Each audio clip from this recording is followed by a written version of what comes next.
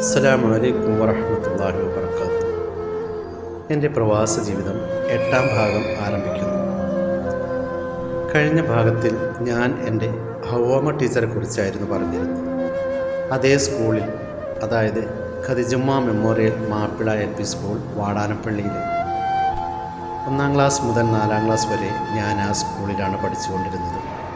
അവിടെ അറബിക്ക് എടുത്തിരുന്ന ഖദീജ ടീച്ചർ MLA വളവിലെ എൻജിനീയറുടെ വൈഫായിരുന്നു. ആ ടീച്ചർക്കും 2 മക്കളുണ്ടായിരുന്നു, വാഹിദ, നിഷ എന്നിവർ. വാഹിദ എന്നെ കൂടെയാണ് പഠിച്ചിരുന്നത്. ഈ വാഹിദയും ഞാനും, അതുപോലെ മറ്റൊരു ക്ലാസ്സിലെ സീനത്ത് എന്ന കുട്ടിയും, ഞങ്ങൾക്ക് 3 ആൾക്കുമായിരുന്നു ഏറ്റവും കൂടുതൽ മാർക്ക് അറബിയിൽ. മിക്ക സമയങ്ങളിലും 50-ൽ 50 മാർക്ക് എനിക്കായിരിക്കും. അങ്ങനെയാവുമ്പോൾ ഖദീജ ടീച്ചർ വാഹിദയെ ഒരുപാട് വഴക്ക് പറയും.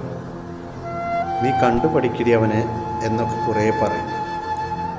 വർഷങ്ങൾ ഒരുപാട് കഴിഞ്ഞിട്ടും ആ ടീച്ചറുടെ ഭാഗത്തുകൂടെ ഞാൻ പോകുമ്പോൾ ടീച്ചർ മക്കളോട് പറയാറുണ്ടത്രേ, ദേ പോകുന്നു എൻ്റെ അബ്ദുള്ള കുട്ടി എന്ന്. ടീച്ചർക്ക് ഭയങ്കര ഇഷ്ടമായിരുന്നു എന്നെ. ഞാൻ വിവാഹം കഴിച്ച എൻ്റെ സാബിയുടെ വാപ്പയെയും ഈ ടീച്ചർ പഠിപ്പിച്ചിട്ടുണ്ട്. അപ്പോൾ കല്യാണം കഴിക്കാൻ സമയത്ത് കല്യാണം വിളിക്കാനായി പോകുമ്പോൾ ടീച്ചർ എന്നോട് പറഞ്ഞു, നിന്നെയും ഞാൻ പഠിപ്പിച്ചിട്ടുണ്ട്, നിൻ്റെ അമ്മാശനെയും ഞാൻ പഠിപ്പിച്ചിട്ടുണ്ട്. അങ്ങനെ ഇടയ്ക്കിടയ്ക്ക് ഞാൻ ടീച്ചറുടെ വീട്ടിൽ പോകാറുണ്ട്. സാബി മരിച്ചതിന് ശേഷം ഒരുപാട് സമയങ്ങൾക്ക് ശേഷം ഞാനവിടെ എത്തി. അതിനു മുമ്പ് ഞാൻ അതിലെ പോകുമ്പോൾ ടീച്ചറുടെ മകൾ പറഞ്ഞത്രേ, ഉമ്മാടെ അബ്ദുള്ള കുട്ടി ദേ പോകുന്നു എന്ന്. അത് ടീച്ചർ ഞാൻ ചെന്നപ്പോൾ പറഞ്ഞു, എനിക്ക് നിന്നോടിഷ്ടം ഇവർക്കറിയാം, അതുകൊണ്ട് തന്നെ നീ പോകുമ്പോൾ എന്നെ ഇവർ കളിയാക്കുമെന്ന്. എന്തായാലും ടീച്ചർക്കും അള്ളാഹു ആരോഗ്യവും ആഫിയത്തും ദീർഘായുസ്സും കൊടുക്കുമാറാകട്ടെ, ആമീൻ. പിന്നെ അവിടെ ഉണ്ടായിരുന്ന ടീച്ചർ ഭാനുമതി ടീച്ചർ. ആ സ്കൂളിൻ്റെ ഞങ്ങൾ പോകുന്ന വഴിയിൽ ഒരു വലിയ പുഴയാണ്. മഴക്കാലമായാൽ നല്ലപോലെ വെള്ളവും ഒഴുക്കുമുണ്ടാകും. ടീച്ചർ ഞങ്ങളെ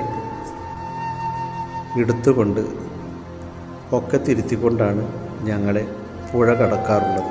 അത്രയും ആത്മാർത്ഥമായ ടീച്ചറായിരുന്നു അത്. ഇന്ന് ഭാനുമതി ടീച്ചറും മരണപ്പെട്ടു പോയി. ആത്മാവിന് ശാന്തി നൽകട്ടെ. അതുപോലെ പുഷ്പാങ്കതം മാഷുടെ ഭാര്യ വിലാസിനി ടീച്ചർ, ലക്ഷ്മി ടീച്ചർ, സുകുമാരൻ മാഷ്, അങ്ങനെ കുറേ ടീച്ചേഴ്സൊക്കെ ഉണ്ടായിരുന്നു.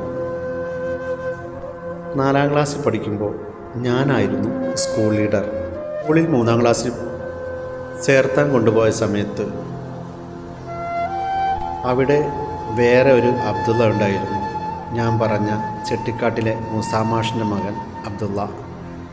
അങ്ങനെ എന്നെ കൊണ്ടു ചേർത്താൻ വേണ്ടി പോയ സമയത്ത് ആ ക്ലാസ്സിൽ ഒരു അബ്ദുള്ള കൂടെ ഉണ്ടായപ്പോൾ എന്നെ അബ്ദുള്ള കുട്ടി എന്നാക്കി പേര് മാറ്റി.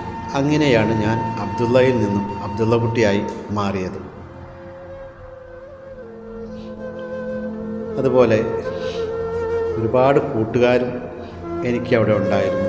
കാരണം വീടിൻ്റെ തെക്കേപ്പുറത്തായി ഹസൻ മുസ്ലിയാരുടെ വീടാണ്. അവരുടെ വീട്ടുമുറ്റത്ത് 2 വലിയ മാവുമരമുണ്ട്. അതിൽ ഒരുപാട് മാങ്ങ ഉണ്ടായിരിക്കും. അത് പറക്കാനായി കുട്ടികൾ വരും. അതുപോലെ തന്നെ കിഴക്കേ പറമ്പിൽ ഒരു വലിയ നെല്ലിമരമുണ്ട്. ആ നെല്ലിയിൽ നിറയെ നെല്ലിക്കയാണ്. അത് പറക്കാനും ഒരുപാട് കുട്ടികൾ എന്നെ കൂടെ എത്തും. പിന്നെ തൊട്ടടുത്ത കശുമാവിൻ തോട്ടത്തിൽ ഒരു മാവ് കടിച്ചുപൊളിയൻ എന്നൊരു മാവാണ്. അതിൽ നിന്നുള്ള അണ്ടി പശ ഉണ്ടാകില്ല. അത് വായ കൊണ്ട് തന്നെ നമ്മൾ പല്ലുകൊണ്ട് കടിച്ച് പൊളിച്ച് അതിലെ അണ്ടിപ്പരിപ്പ് നമുക്ക് കഴിക്കാം. ഇതെല്ലാം ഞാൻ സ്കൂളിലേക്ക് കൊണ്ടുപോകും. അതുകൂടാതെ വീട്ടിൽ ഉണ്ടായിരുന്ന പേരക്ക. അതുകൊണ്ട് തന്നെ കുട്ടികളൊക്കെ ഭയങ്കര കമ്പനിയാണ് എന്നെ കൂടെ. ഞാൻ ചെല്ലുന്നതും കാത്തിരിക്കും. എൻ്റെ കയ്യിൽ പേരക്കയും നെല്ലിക്കയും മാങ്ങയും ഒക്കെ ഉണ്ടോ എന്നറിയാൻ വേണ്ടി. അന്ന് സാബിയുടെ കുഞ്ഞുപ്പ ഹംസയും എൻ്റെ കൂട്ടുകാരനായിരുന്നു. ഹംസ സ്കൂളിട്ട് വരുമ്പോൾ ചിലപ്പോഴൊക്കെ എന്നെ കൂടെ വരും വീട്ടിലേക്ക്. അവിടെ നിന്ന് പേരക്കയും മാങ്ങ, നെല്ലിക്ക, കടിച്ചുപൊളിയ നണ്ടി ഇതെല്ലാം കൊണ്ടുപോകും. അങ്ങനെ വളരെ സന്തോഷകരമായ ജീവിതമായിരുന്നു അന്ന്. 4ാം ക്ലാസ്സിലെത്തിയപ്പോൾ ഞാനും ഹംസയും ഒരേ ക്ലാസ്സിലായി, അബ്ദു മറ്റൊരു ക്ലാസ്സിലായി. അങ്ങനെ അവിടെ നിന്നും 5ാം ക്ലാസ്സിലേക്ക് തൃത്തല്ലൂർ കരിപ്പാടൻ സ്കൂൾ എന്നറിയപ്പെടുന്ന തൃത്തല്ലൂർ UP സ്കൂളിലേക്ക് മാറി. അബ്ദുള്ള വാടാനപ്പള്ളിയിൽ ഗവൺമെൻറ് ഹൈസ്കൂളിലേക്കും ഹംസ കണ്ടശാങ്കടവ് സ്കൂളിലേക്കും മാറി. അങ്ങനെ ഞങ്ങൾ 3 പേരും 3 വഴിക്കായി മാറി. എൻ്റെ പ്രവാസ ജീവിതത്തിനിടയിൽ ഇതൊക്കെ കയറിയല്ലോ എന്ന് തോന്നുന്നുണ്ടാവും. സോറി. എന്തായാലും അടുത്ത സ്കൂളിലെ വിശേഷങ്ങൾ അടുത്ത ചാനലിൽ ഞാൻ പറയാം ഇൻഷാ അല്ലാഹ്. എന്തായാലും പ്രവാസ ജീവിതം അടുത്തതിലേക്ക് തുടരാം. അങ്ങനെ ഞാനും ഫാറൂഖും വളരെയധികം അടുത്തു. ഒരു സ്വന്തം ഉമ്മയുടെ മക്കളെപ്പോലെ ഞങ്ങളുടെ സ്നേഹം വളർന്നു. ഞാൻ സുന്നി സെൻ്ററിൽ താമസമാക്കി.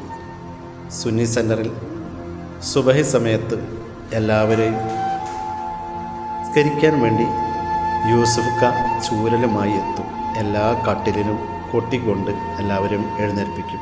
അങ്ങനെ സുബഹി നിസ്കാരം എല്ലാവരും ഇമാമും ജമാഅത്തായി നിസ്കരിക്കും. അതിനുശേഷം കുറച്ച് ഓതും. പിന്നെ ഞാൻ ഫാറൂഖിന് മിസ് കോൾ വിടും. ഫാറൂഖ് നിസ്കാരം കഴിഞ്ഞ് പുറത്തേക്ക് ഇറങ്ങും. അങ്ങനെ ഞങ്ങൾ 2 പേരും നടക്കാനായി ഇറങ്ങും. ഏതാണ്ട് 7 മണി വരെ ഞങ്ങൾ നടക്കും. ഇതിനിടയിൽ 2 പേരും വീട്ടുകാര്യങ്ങളും നാട്ടുകാര്യങ്ങളും എല്ലാം സംസാരിക്കും. പിന്നെ ഇണക്കവും പിണക്കവും എല്ലാം അതിനിടയിൽ കഴിഞ്ഞുകൂടും. അവസാനം ഞങ്ങൾ 2 പേരും അവിടെയുള്ള ഒരു ഹോട്ടലിലെത്തും. അതിൽ നിന്ന് എനിക്ക് സാൻഡ്വിച്ചും ജ്യൂസുമെല്ലാം അവൻ വാങ്ങിച്ചു തരും. 7 മണിയാകുമ്പോൾ ഞങ്ങൾ 2 പേരും റൂമിലെത്തും. കുളി കഴിഞ്ഞ് ജോലിക്കും. വീട്ടിലേക്ക് വിളിക്കുമ്പോൾ മോളും മോനും ഒരുപാട് സംസാരിക്കും. അത് കേൾക്കാനും നല്ല രസമായിരിക്കും. സ്കൂളിൽ അവർ ചെന്ന് കൂട്ടുകാരോടൊത്ത് കളിക്കുമ്പോൾ വാപ്പ ഗൾഫിലാണെന്നും വാപ്പ വരുമ്പോൾ മിഠായി കൊണ്ടുവരുമെന്നും നിങ്ങൾക്ക് തരാമെന്നും ഒക്കെ പറഞ്ഞ് ഒരുപാട് അഹങ്കരിക്കും. കുഞ്ഞു മക്കളല്ലേ. അവർ ഇടയ്ക്കിടയ്ക്ക് വിളിച്ചു പറയും ഓരോ മിഠായിയും. പുതുതായി അവർ കേൾക്കുമ്പോൾ ആ മിഠായി കൊണ്ടുവരുമോ എന്ന് ചോദിക്കും. അങ്ങനെ പലപ്പോഴും ഞാൻ നാട്ടിലേക്ക് ഓരോരുത്തരായി പോകുമ്പോൾ അവരുടെ കയ്യിൽ മിഠായിയും മറ്റും അവർക്കായി കൊടുത്തയച്ചു. അങ്ങനെ അവർ വളരെയധികം സന്തോഷത്തോടു കൂടി തന്നെ കഴിഞ്ഞുപോകും. സാബിയും അതുപോലെ ഇടയ്ക്കിടെ ഉപ്പയുടെ അടുത്തേക്ക് പോകും.